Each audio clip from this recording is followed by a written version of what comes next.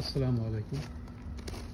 আজকের এই ভিডিওটা হচ্ছে বেসমেন্ট ঢালাইয়ের জন্য গ্রাভেল সেটিং কেন করবেন আর এটা না করলে কি হতে পারে সেটার উপরে। তো এই বাড়িটি তো মানডেতে বেসমেন্ট কাস্টিং হওয়ার প্ল্যান আছে। তো এখানে দেখেন যে পুরো বাড়িতে পুরো বেসমেন্ট জুড়ে গ্রাভেল স্প্রেড করা আছে এবং গ্রাভেলগুলোকে লেভেলিং করা হয়েছে সুন্দরভাবে, যাতে করে সিসি মানে কনক্রিট ঢালাইয়ের সময় কোনো প্রবলেম না হয় এবং অ্যাপ্রোপ্রিয়েট স্লোপ মেনটেন করা যায়। প্রশ্ন হচ্ছে কতটুকু গ্রাভেল দিতে হবে।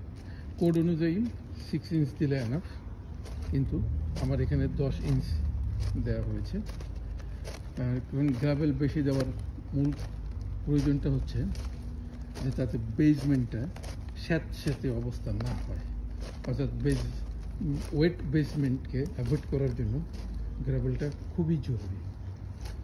এবং কিন্তু সমস্যাটা হচ্ছে যে এই গ্রাভেলটা দেওয়ার ফলে যখন আপনি পিওরলি গ্রাভেলের উপরে ঢালাই করবেন তখন দেখা যেতে পারে যে কোথাও কোথাও ক্র্যাক হচ্ছে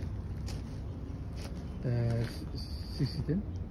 তো স্ল্যাবে যখন ক্র্যাক হলে সেখানে অ্যাপক্সি বা আদার সিমেন্টিং ম্যাটেরিয়াল দিয়ে পরবর্তীতে ওটাকে ফিক্স করে ফেলা যায় এবং সেটা করা যাবে। তো গ্রাভেলটাকে যদি সেট না করা হয় তাহলে কনক্রিট ঢালাইয়ের সময় থিকনেসটাকে হোমোজিনিয়াস রাখা সম্ভব হয় না।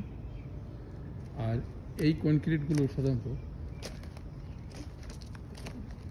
খুব শর্ট সেটিং টাইম থাকে, সেই কারণে এটা খুব ইম্পর্টেন্ট যে এগুলোকে লেভেলিং করা। আর এখানে এসটিআরের জন্য জায়গাটা দেখা যাচ্ছে, যেটা STR line and some pump ওই যে কর্নারে দেখা যাচ্ছে, কর্নারে যে বক্স যেখানে সাম পাম্পের জন্য জায়গা রাখা হয়েছে। আর প্লাম্বিং আউটলেটগুলো, ড্রেনেজ আউটলেট এবং প্লাম্বিং ড্রেনেজ ইনটেক পয়েন্টগুলো এবং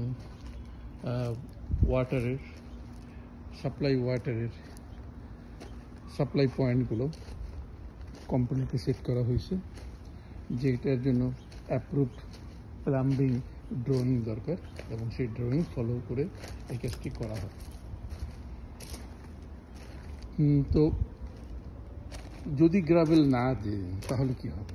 গ্রাভেল না দিলে যেটা হয় যে অনেক সময় সিপেজ হয়ে পানি চলে আসতে পারে এবং তখন আপনার ফ্লোরটা স্যাঁতস্যাঁতে বা ওয়েট ফ্লোর যেটাকে বলি আমরা, ওয়েট ফ্লোর হয়ে যাবে।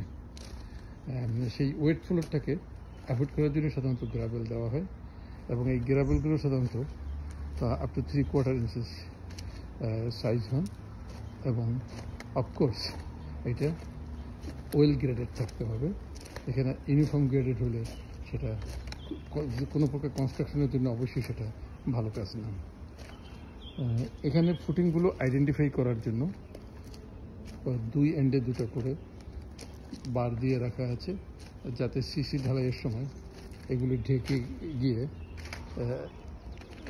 ঢেকে গিয়ে প্রবলেম সৃষ্টি না করে। তো এই তো আবার সিসি ঢালাইয়ের সময় ফিরে আসবো ইনশাল্লাহ।